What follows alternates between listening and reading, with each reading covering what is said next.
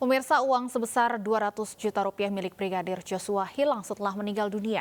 PPATK membekukan sejumlah rekening terkait laporan kehilangan uang tersebut.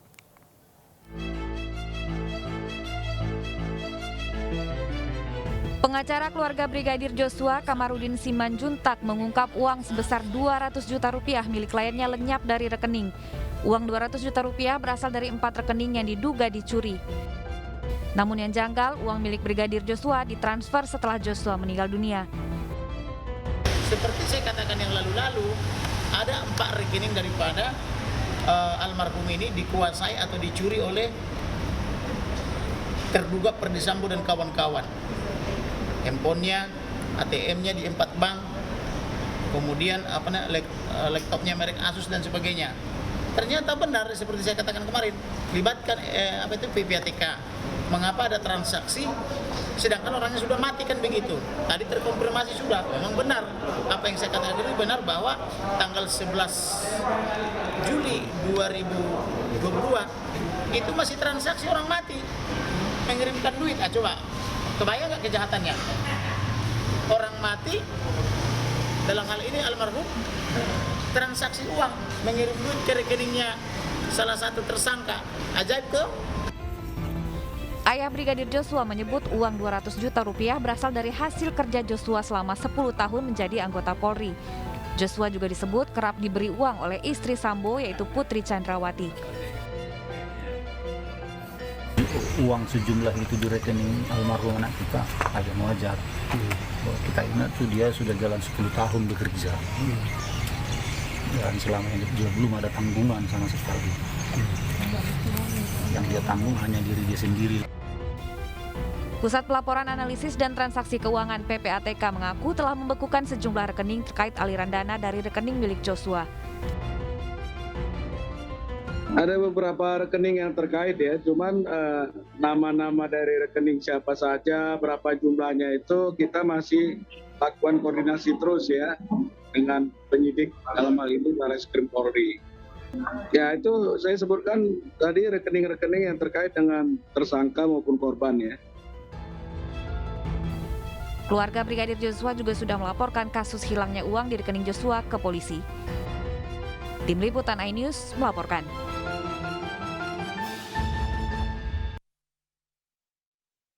Keluarga ungkap uang sebesar 200 juta rupiah milik Brigadir Joshua hilang setelah meninggal dunia.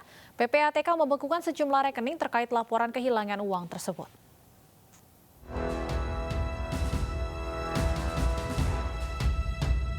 Pengacara keluarga Brigadir Joshua, Kamarudin Simanjuntak, mengungkap uang sebesar 200 juta rupiah milik almarhum Joshua lenyap dari rekeningnya.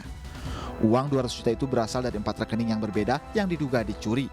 Namun yang menjadi janggal, uang milik Joshua itu ditransfer setelah Brigadir Joshua meninggal dunia. Seperti saya katakan yang lalu-lalu, ada 4 rekening daripada almarhum ini dikuasai atau dicuri oleh terduga Perdi Sambo dan kawan-kawan.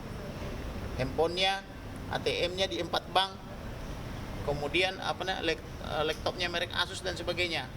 Ternyata benar seperti saya katakan kemarin, libatkan PPATK. Mengapa ada transaksi sedangkan orangnya sudah mati, kan begitu. Tadi terkonfirmasi sudah, memang benar apa yang saya katakan itu benar, bahwa tanggal 11 Juli 2022 itu masih transaksi orang mati mengirimkan duit. Coba kebayang nggak kejahatannya? Orang mati, dalam hal ini almarhum, transaksi uang, mengirim duit ke rekeningnya salah satu tersangka. Ajaib ke? Sementara itu, keluarga Brigadir Joshua menyebut uang 200 juta rupiah berasal dari hasil kerja Joshua selama 10 tahun menjadi anggota Polri. Joshua juga disebut kerap diberi uang oleh Putri Chandrawati. Uang sejumlah itu di rekening almarhum anak kita agak wajar. Kita ingat tuh dia sudah jalan 10 tahun bekerja. Dan selama ini dia belum ada tanggungan sama sekali. Yang dia tanggung hanya diri dia sendiri. Terkait hilangnya uang Joshua ini, pihak keluarga telah melaporkan hal ini ke pihak yang berwajib. Pusat Pelaporan Analisis dan Transaksi Keuangan PPATK mengaku telah membekukan sejumlah rekening terkait aliran dana dari rekening milik Joshua yang terjadi setelah meninggal dunia.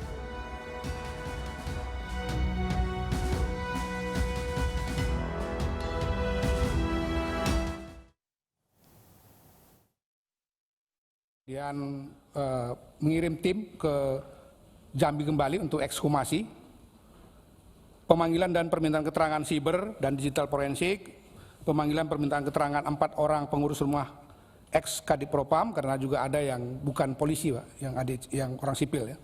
Pemanggilan tim senjata api forensik puslapor, pemanggilan permintaan keterangan Kadif Propam, pemanggilan keterangan terhadap tim forensik Rumah Sakit Polri, pemanggilan permintaan keterangan tim penyidik Bareskrim Polri. Kemudian juga pemanggilan permintaan keterangan kepada istri ya, tapi sampai hari ini belum bisa berlangsung. Pendalaman keterangan Baradae setelah dia mengubah keterangannya kami panggil kembali, tapi karena sudah jadi tahanan Bareskrim kita yang datang ke sana, Pak. Olah TKP oleh Komnas HAM di Kompleks Polri Duren 3. Nah, itu saya kira terlalu detail, Pak, saya jelaskan ya. Jadi mungkin nanti kalaupun ditambahkan oleh Pak Anam bisa. Tapi kemudian dari seluruh hal-hal yang tadi itu, maka memang kami mendapatkan kaitannya fokusnya dengan hak asasi manusia. Ya, telah terjadi peristiwa kematian Nopriansah Yosua Huta Barat pada 8 Juli 2022 di rumah rumah dinas Irjen Perdi Sambo di Jalan Duren 3 nomor 46 Jakarta Selatan. Semula ada spekulasi bahwa kematiannya katanya ada kemungkinan di antara Magelang, Jakarta, tapi hasil penelusuran dari CCTV yang kami dapatkan sampai jam 17:07 di tanggal 8 itu saudara Joshua masih hidup dan masih sehat. Jadi pasti peristiwanya ada di antara itu sampai jam 6 sore ya, antara itu. Sangat singkat waktunya. Kemudian kami menemukan ada indikasi kuat terjadinya obstruction of justice. Itu dari awal yang kita ributkan soal... Pak Ketua, sebentar. Kan tadi Pak Ketua menyampaikan prosesnya dari Magelang sampai ke Jakarta. Ya. Saya pernah dengar ada CCTV yang asli. Apakah Komnas HAM sudah menerima informasi tersebut? Jadi dipindahkan di satu buah laptop dan akhirnya pengakuan itu disampaikan kepada penyidik. Kira-kira Pak Ketua Komnas HAM apakah sudah mengetahui detail daripada CCTV yang asli? Yang raw material, Pak ya? Yang raw material kita dapatkan, Pak. Itu. Jadi selain yang pertama kali diberikan ada 20 CCTV itu, kemudian kita meminta lagi yang raw materialnya. Dapat. Nah, fokus kami memang terkait dengan CCTV itu adalah untuk membuktikan spekulasi ya, yang sebelumnya beredar bahwa saudara Joshua ini katanya meninggal mengalami penyiksaan di antara Magelang, Jakarta. Dan itu sudah terjawab. Karena sampai jam 17:07 dia masih hidup dan dalam kondisi sehat. Jadi berarti setelah itulah dia, dan itu tanggal 8 di rumah dinas atau TKP itu. Kemudian yang kedua, CCTV itu memang bermanfaat untuk membuktikan sekuen-sekuen, Pak, dari antara rumah pribadi sampai ke rumah dinas itu. Nah, indikasi kuat terjadinya obstruction of justice memang semakin dari awal sudah mulai kelihatan ketika tidak bisa ada perbedaan keterangan satu dengan lain tentang CCTV. Satu bilang disambar petir, rusak, satu lagi bilang memang sudah hilang sebelumnya, bahkan ada kecenderungan menyalahkan saudara Joshua. Jadi kami sudah sampaikan ini kepada Joshua untuk diperbaiki, tapi dia nggak perbaiki. Karena katanya Joshua itu juga karuga, ya, kepala rumah tangga. Itu. Dari situ kita mencoba mencari titik ya, atau jejak dari obstruction of justice itu. Nah, kami juga mendapatkan keterangan dari saudara Pera, teman dekatnya Joshua ini, di tanggal 14 itu, yang menceritakan bahwa tanggal 7 malam memang ada ancaman. Gitu. Jadi yang dikatakan oleh pengacara itu kita sebenarnya sudah dapat sebelumnya. Terdapat fakta pada tanggal 8 Juli pukul 16.31 ya, saudara Joshua itu masih hidup dan memang bertelepon dengan Pera. Itu keterangannya persis, kita lihat lagi screenshotnya memang 16.31, jadi bukan 16.43. Dan 17:07 dia masih keluar dari rumah pribadi. Terkait luka pada tubuh Brigadir J yang diduga kuat penyiksaan, saya kira itu menunggu hasil otopsi, sekarang sebentar lagi ada breaking news. Meskipun dalam pemanggilan kami terhadap tim forensik Dokes itu, mereka sudah menyampaikan hasil pemeriksaan mereka. Tapi karena kita waktu itu sepakat untuk menunggu hasil otopsi ulang, maka kita tidak menyampaikan hasil otopsi yang pertama meskipun sudah mereka sampaikan secara komprehensif. Nah, kaitan dengan isu hak asasi manusia, mungkin kita bisa lihat di pasal 1 Undang-Undang 39. Jadi pelanggaran hak asasi manusia adalah setiap perbuatan seseorang atau sekelompok orang, termasuk aparat negara, baik disengaja maupun tidak disengaja, atau kelalaian, membatasi dan atau mencabut hak asasi manusia seseorang atau kelompok orang yang dijamin oleh undang-undang dan tidak mendapatkan atau dikhawatirkan tidak akan memperoleh penyelesaian hukum yang adil dan benar. Jadi kami memang fokus, Pak, selain soal kematian, kemudian kemungkinan penyiksaan, kita mesti katakan kemungkinan karena melihat hasil otopsi kedua nanti, yang menjadi fokus kami adalah soal fair trial dalam kaitannya access to justice. Jadi kita mengaitkan isu fair trial itu dengan access to justice itu dengan apa yang disebut sebagai obstruction of justice. Jadi langkah-langkah sistematis obstruction of justice itu kita anggap bisa menghilangkan hak asasi dari seseorang untuk dapat memperoleh hukum yang adil dan benar berdasarkan mekanisme hukum yang berlaku. Itu kurang lebih fokus kita. Itu ada diatur dalam pasal 7 Undang-Undang 39, kemudian dalam pasal 28D ayat 1 Undang-Undang Dasar 45 Equality Before the Law, dan pasal 5 Undang-Undang nomor 39 tahun 1999. Nah, obstruction of justice dalam peristiwa kematian Brigadir J yang menjadi fokus kami salah satunya itu adalah pemberian informasi yang berbeda dengan bukti ilmiah. Itu kan sudah kita ketahui secara bersama dari tanggal 8 sampai tanggal 9 misalnya apa yang dipublikasi, apa yang disampaikan pada publik yang tadi juga sudah disinggung di sini. Kemudian berubah-ubahnya informasi yang diberikan, Pak. Satu ketika dengan ketika yang lain. Kemudian ada perusakan TKP. Ini jelas sekali ada perusakan TKP, penghilangan dan perusakan CCTV decoder. Kami masih menunggu sebelumnya konfirmasi karena polisi, penyidik mengatakan sudah menemukan CCTV yang hilang. Yang hilang ini yang mana? Apakah yang di luar rumah itu atau yang dalam rumah? Karena kami waktu itu minta dua-duanya. Dan kami melihat di dalam kamar itu ada decoder yang memang dirusak. Nah, masalahnya sekarang kita belum mendapatkan keterangan CCTV yang katanya sudah ditemukan itu, apakah yang di luar rumah, apakah yang di dalam rumah. Karena penting sekali. Kalau enggak nanti akan sangat bergantung pada keterangan demi keterangan, Pak. Kami belum bisa menerima begitu saja apa yang sekarang Baradae katakan. Bahwa dia menembak, kemudian FS menembak. Tapi yang pasti memang kami melihat indikasi-indikasi kuat memang tidak mungkin satu orang yang menembak itu. Itu kelihatan dari arah peluru, kemudian kelihatan dari lubang di dalam tubuh saudara Joshua yang menunjukkan ada kemungkinan besar bahwa itu bukan dari satu jenis peluru yang sama. Kemudian penghilangan dan penggantian handphone, Pak. Sebagai contoh misalnya beberapa ADC itu mereka diambil handphonenya tanggal 10 tanggal 10 ya. Tanggal 10 kira-kira jam 1 pagi mereka dikasih handphone baru.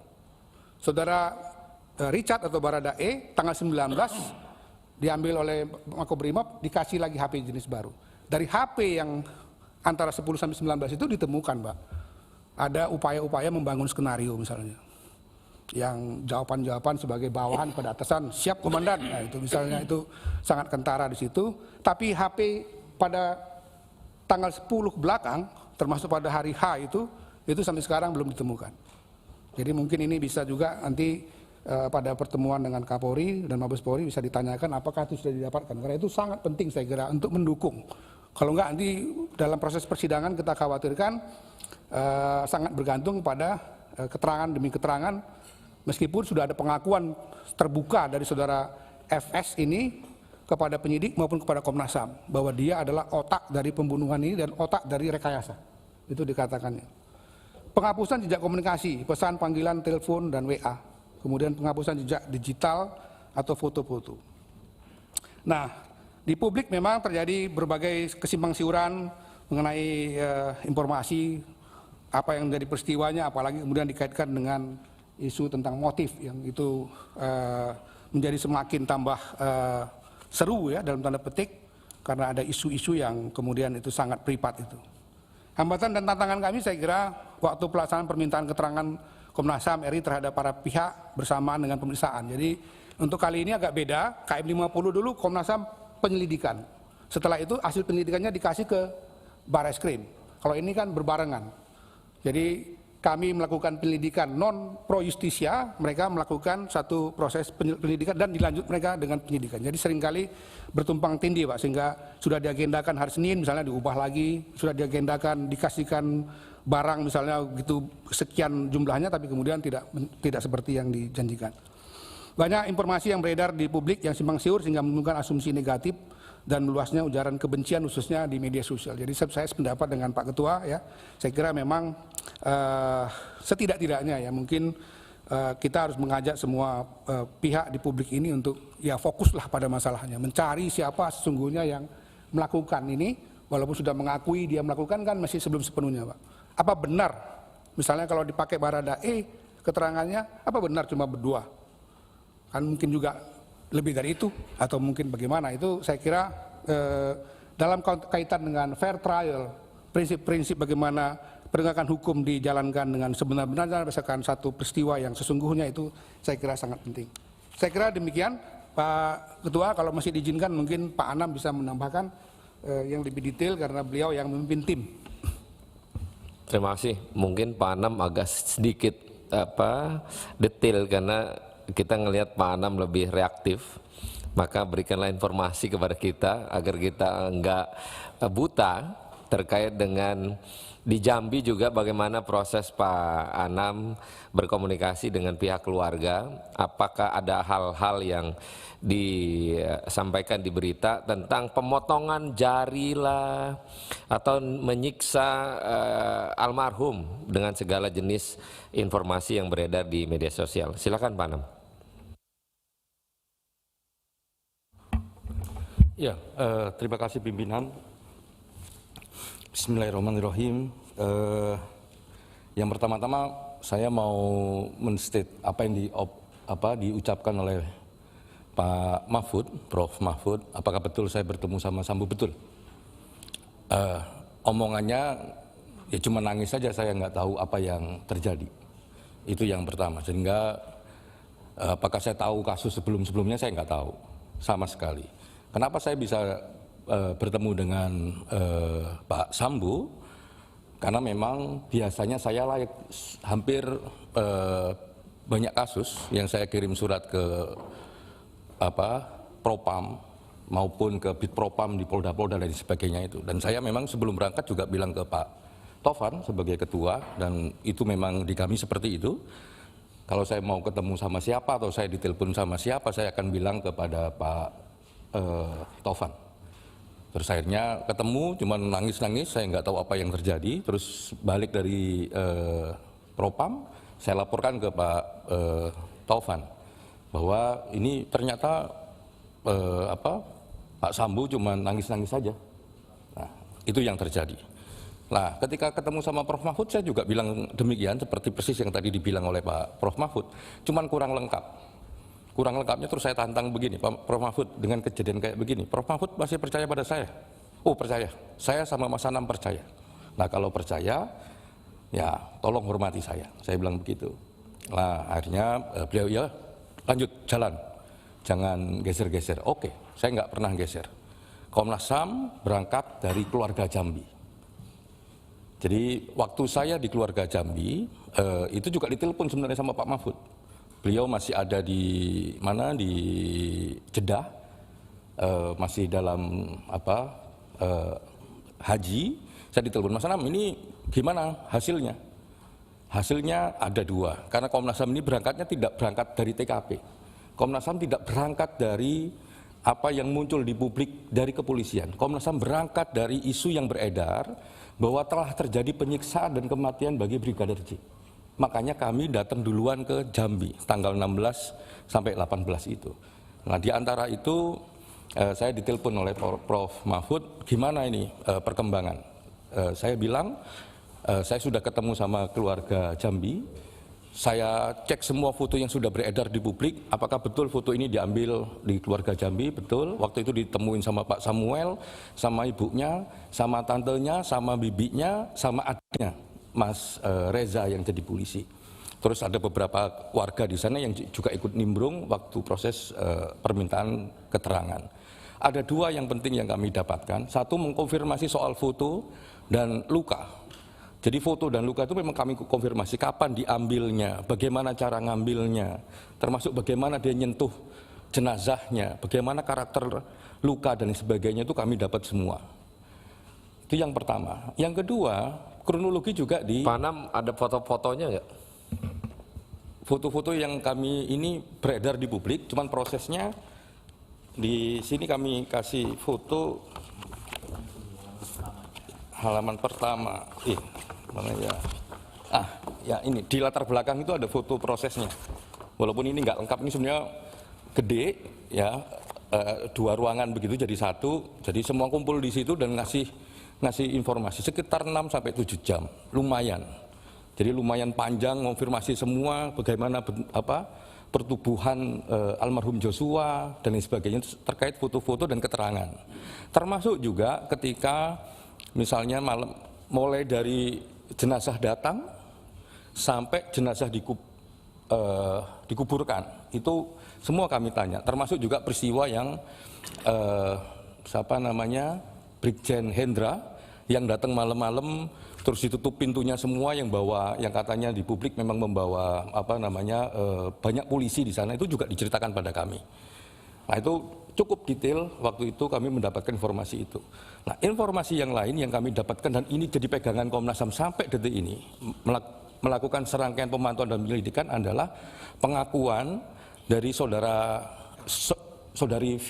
Sebenarnya kami nggak mau menyebutkan namanya, tapi karena Pak Tovan sudah menyebutkan namanya, izinkan kami di ruangan ini untuk menyebutkan namanya.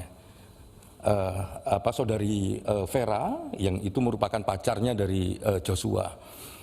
Awalnya keluarga bilang bahwa ada informasi dari saudari Vera kalau Joshua mendapatkan ancaman untuk dibunuh. Kami tanya, Vera di mana sekarang? Ternyata Vera di satu tempat yang kalau dari Muro Jambi ke tempatnya itu 6 jam. Akhirnya kami coba komunikasi dengan Vera dan dapat. Jadi kami berkomunikasi dengan Vera untuk minta keterangan cukup detail.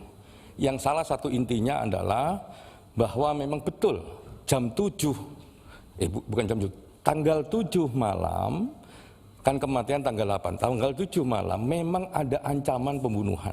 Kurang lebih kalimatnya begini, kurang lebih. Jadi Joshua dilarang naik ke atas menemui Ibu P karena membuat Ibu P sakit. Ya, kalau naik ke atas akan dibunuh. Jadi itu komunikasi tanggal 7 malam gitu. Dan siapa yang melakukan waktu itu? Vera bilang diancam oleh siapa? Kami tanya, diancam oleh squad. Nah, kita tanya squad ini siapa? Apa ADC, apakah penjaga dan lain sebagainya. Sama-sama nggak tahu, saya juga nggak tahu yang dimaksud squad itu waktu itu siapa. Nah, ujungnya nanti kita tahu bahwa squad itu yang dimaksud adalah Kuat Ma'ruf.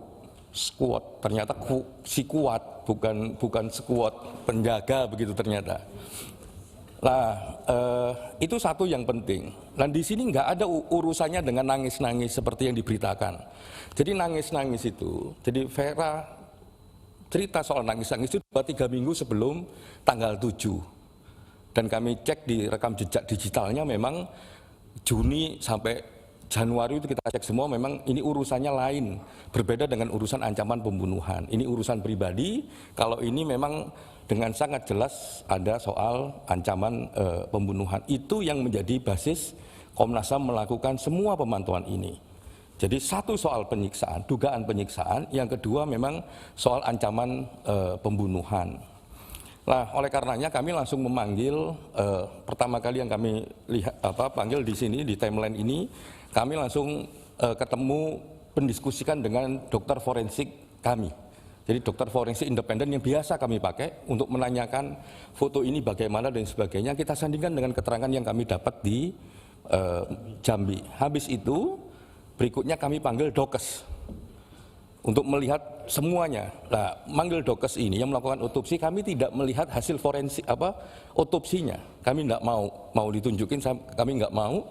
Tapi kita minta supaya ditunjukkan semua prosesnya, termasuk juga kondisi jenazah sebelum diotopsi dan setelah diotopsi. Jadi kami cek semua, bagaimana kondisi tubuhnya, di mana lukanya dan lain sebagainya. Lah itu yang kami lakukan terkait dugaan penyiksaan. Awalnya memang sudah bisa mau kami simpulkan soal terjadi penyiksaan itu. Jadi dalam tubuh almarhum Joshua itu yang terjadi apa? Itu awalnya sudah mau kami kami simpulkan, tapi gara ada permintaan dari keluarga untuk melakukan otopsi ulang dan kami setuju itu, makanya kami tunda kesimpulan kami. Kami menunggu hasil otopsi yang kedua ini. Bahkan kami juga mengirim tim ke Jambi untuk kedua kalinya untuk yang ekshumasi. Jadi kami juga menyaksikan proses otopsi itu melalui layar yang disediakan. Nah, yang berikutnya untuk yang ancaman pembunuhan itu kami memang mengujinya dengan memanggil semua ADC. Jadi ADC itu kita panggil. Apakah betul tanggal 7 itu ada ancaman pembunuhan? Di pemeriksaan pertama enggak dapat ini. Ya, dapat sinyal-sinyal saja, tapi dapat kuatnya itu belum dapat ancaman pembunuhan di tanggal 7. Ya. Nah, itu yang menjadi basis kami untuk terus melangkah. Yang kedua, karena ini ada komunikasi dan sebagainya, kami minta supaya ada rekaman jejak digital di situ yang kami tanyakan ke teman-teman tim sus, karena kami berkomunikasinya dengan tim sus, saya berkomunikasi langsung dengan Pak Irwasum, kami tolong ini minta supaya dihadirkan HP-HP yang sudah disita oleh polisi dan minta raw materialnya. Nah, disitulah kami mendapatkan banyak hal, termasuk konfirmasi soal Vera, betul ada komunikasi seperti itu, betul juga ada nangis-nangis yang itu urusan pribadi, nggak ada urusan dengan kematian. Terus merangsek lagi lah kami, karena ADC ini ternyata ditanya mana HP-nya dan lain sebagainya, ternyata HP-nya seperti tadi dijelaskan oleh Pak Ketua sudah banyak yang diganti. Tidak hanya pergantian HP, tapi juga rekam jejak digital HP-nya juga nggak ada. Nah, itu yang catatan kami, itu berangkatnya sebenarnya dari komunikasi Joshua sama Vera. Jadi bukan berangkat dari mana-mana sebenarnya Komnas HAM ini. Jadi berangkatnya dari situ. Nah, yang juga penting dalam kami mendapatkan berbagai informasi ini adalah proses sebenarnya. Jadi tidak banyak, kalau di awal-awal itu mengesankan memang Komnas HAM kok duluan, tim sus kok belakangan begitu yang muncul di publik.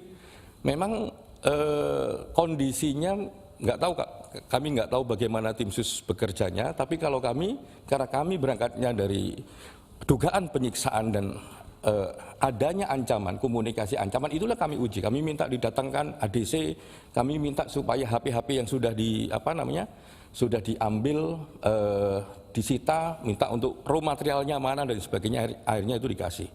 Nah, dalam proses ini yang juga penting, yang dari Jambi pertama kali tanggal 16 sampai 18 Juli itu, kami sebenarnya sudah mengetahui bahwa Joshua itu masih hidup sampai Jakarta. Dari mana? Dari percakapan Vera. Jadi Vera sama Joshua itu terjadi percakapan walaupun pendek itu di 16.31. Jadi ketika semua informasi bahwa ada Joshua disiksa di Magelang atau di perjalanan Magelang dan sebagainya, itu sebenarnya patah dengan percakapan Vera sendiri yang mengatakan 16.31 itu Joshua sama Vera masih bisa bercakap-cakap. Bahkan Vera menjelaskan ketika cakap-cakap itu 16.31 itu di seputaran percakapan itu ada sekelompok ADC yang lagi tertawa-tawa, guyonan gitu. Nah, ini juga kami konfirmasi pada akhirnya ketika kami periksa teman-teman ADC, iya. Jadi dari Magelang mereka ada tempat tongkrongan gitu, capek, habis nyetir mobil, disitulah ngobrol-ngobrol, termasuk juga tertawa-tawa, dan di situ ada Joshua. Makanya kami yakinkan, karena isunya sudah kemana-mana, Magelang ada penyiksaan sampai pembunuhan atau perjalanan ada penyiksaan sampai pembunuhan, kami umumkan bahwa 16.31 itu masih hidup, dan di tempat itu ada juga orang kungko-kungko yang lagi tertawa-tawa. Nah, itu memang kami umumkan, itu bahannya bukan dari tim sus, tapi itu bahannya dari Joshua dan Vera komunikasinya. Nah, yang penting agak detail-detail di sini bisa Bapak Ibu sekalian juga dicek adalah obstruction of justice. Saya menekankan obstruction of justice itu karena ketika kita mendapatkan banyak data, banyak keterangan, khususnya data digital, itu memang salah satu yang paling kentara banget adalah rekam jejak digital itu. Nggak hanya HP-nya yang hilang, tapi percakapan jejak digitalnya juga nggak ada. Ada beberapa grup WhatsApp dalam catatan kami ada 3 grup WhatsApp yang itu dulunya pernah ada, terus nggak ada karena HP-nya ganti, terus ada tapi yang 10 ke bawah itu terus nggak ada lagi komunikasi dan sebagainya. Itu yang menurut kami jadi penting untuk dilacak grup WhatsApp itu. Nah, yang berikutnya memang fisik HP-nya juga hilang. Jadi fisik HP-nya ini tiba-tiba nggak ada. Nggak hanya HP-nya Joshua, kalau HP-nya Joshua sampai sekarang juga belum ketemu. Jadi kalau Bapak Ibu sekalian lihat gambar yang saya ngecek HP itu, yang informasi publik ngecek HP ini yang ditengarai kayak HP-nya Joshua. Padahal dari keterangan yang kami peroleh di Jambi, HP-nya Joshua tidak model kayak begini. HP-nya Joshua itu ada Samsung, ya, terus ada HP Cina. Ini modelnya nggak seperti ini. Ini HP yang seolah-olah ini HP-nya Joshua yang nggak bisa dibuka. Nah, HP-nya Joshua kemana? Terutama yang Samsung 8 itu sampai detik ini kami juga nggak tahu. Waktu kami dikasih tahu sama pihak keluarga bahwa barang-barangnya belum diberikan, jadi pengantaran jenazah tidak sekaligus pengantaran barang itu, saya langsung komunikasi dengan Pak Kapolda Jambi, minta ini barang-barangnya Joshua sekaligus dikirim nggak?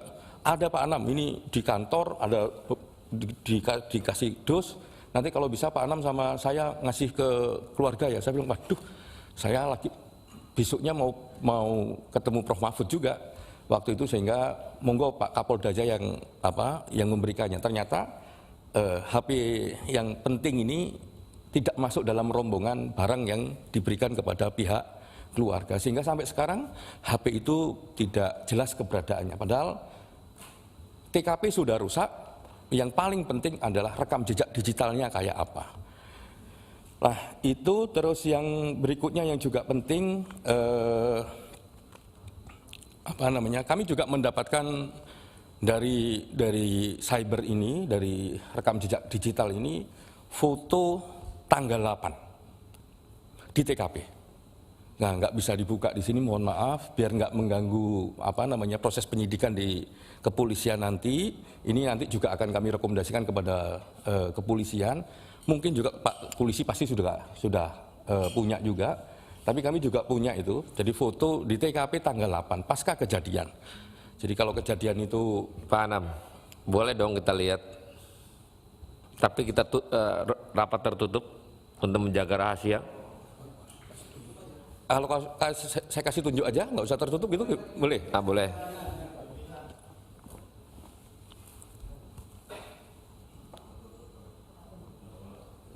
Mungkin di sana aja.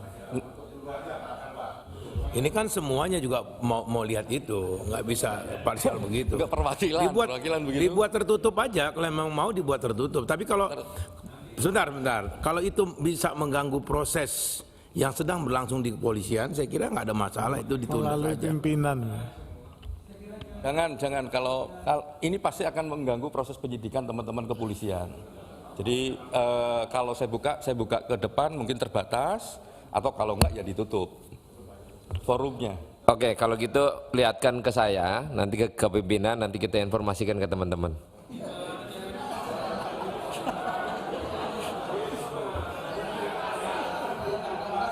Kalau ketutup, teman-teman, kalau kita tertutup, nanti masyarakat bertanya, ada apa? Kalau gitu nggak usah aja pimpinan. Sebentar, nggak usah aja dulu. Usul perwakilan fraksi ketua. Nggak usah aja pimpinan, biar enak. Tertutup saja. Iya. Oke, kalau begitu simpen dulu aja.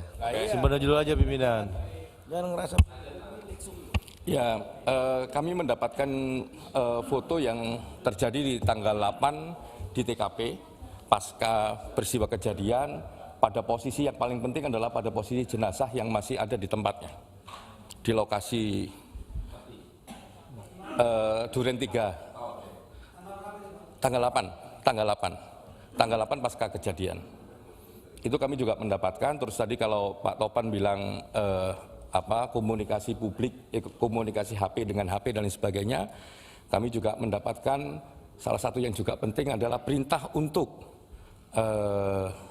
perintah untuk terkait barang bukti.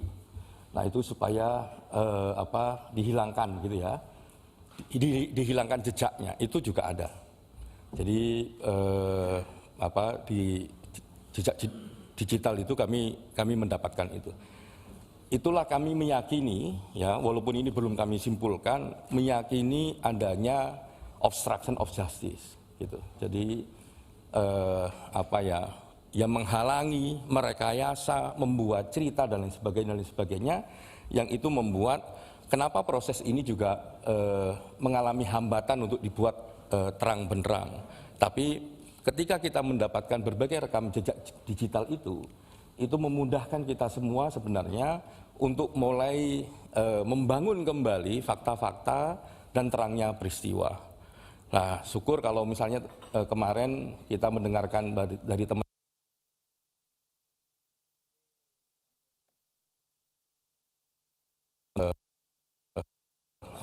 CCTV, tapi itu di security, bukan di dalam rumah. Sepanjang yang saya CCTV itu sebenarnya berdasarkan foto yang kami dapatkan juga itu sudah berantakan. Nah, mungkin kurang lebih itu, Pak BK mungkin akan nambahin kalau diizinkan. Cukup ya?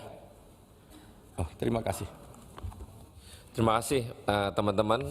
Kita untuk dalamin ke Komnas HAM, Pak Ketua LPSK, monggo. Terima kasih pimpinan, yang terhormat pimpinan Komisi 3 dan Bapak-bapak, Ibu-ibu, anggota Komisi 3 yang terhormat. Saya akan menyampaikan kurang lebih apa yang sudah kita lakukan selama peristiwa ini berlangsung dan sudah 1 bulan lebih ini ya. Dan di dalam undangan kami memang mendapatkan undangan untuk menyampaikan tentang perspektif perlindungan saksi dan korban dalam penanganan kasus Brigadir J. Bapak dan Ibu sekalian, dari pengalaman kami sebenarnya kasus hilangnya nyawa orang atau penghilangan nyawa orang yang terjadi ini sebenarnya seperti halnya kasus-kasus yang lain lah.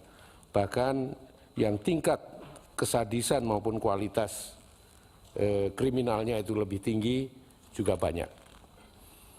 Itu kalau secara hukum. Tetapi secara sosiologis karena ternyata kemudian terbukti bahwa ini menyangkut atau dilakukan oleh figur dalam posisi tertentu dari suatu lembaga tertentu yang cukup cukup strategis di negara ini, tentu ini menjadi dampaknya berbeda. Bapak dan Ibu sekalian, LPSK berangkat dari berita yang kemudian beredar setelah tanggal 11 pihak kepolisian melakukan konferensi pers. Kita juga baru tahu bahwa peristiwa itu sebenarnya sudah terjadi pada tanggal 8. Kemudian tanggal 11 mulai ada komunikasi dengan beberapa pihak yang kami nilai itu mempunyai kaitan dengan peristiwa semacam ini. LPSK memang selalu melakukan koordinasi dengan aparat penegak hukum dan berbagai pihak apabila terjadi sesuatu tindak pidana dan itu adalah tindak pidana yang ada di dalam prioritas LPSK. Nah, tindak pidana yang disampaikan dalam konferensi pers itu adalah tindak pidana kekerasan seksual dan itu menjadi salah satu prioritas LPSK apalagi dengan keluarnya Undang-Undang TPKS pada tahun ini itu kan diamanatkan dalam waktu 24 jam negara harus hadir terhadap para korban yang mengalami tindak pidana kekerasan. Itu yang mendorong kami kemudian melakukan koordinasi dengan berbagai pihak. Terutama karena ini kejadian di wilayah Polres Jakarta Selatan, kami berkoordinasi dengan Polres Jakarta Selatan, dan karena ini terjadi di rumah kediaman Saudara Ferdi Sambo, kami juga berusaha berkomunikasi dengan Saudara Ferdi Sambo untuk mengumpulkan informasi-informasi berkaitan dengan peristiwa tersebut. Kami kemudian baru mulai bertemu dengan Pak Ferdi Sambo ini pada tanggal 13. Dan itu dilakukan oleh staf LPSK.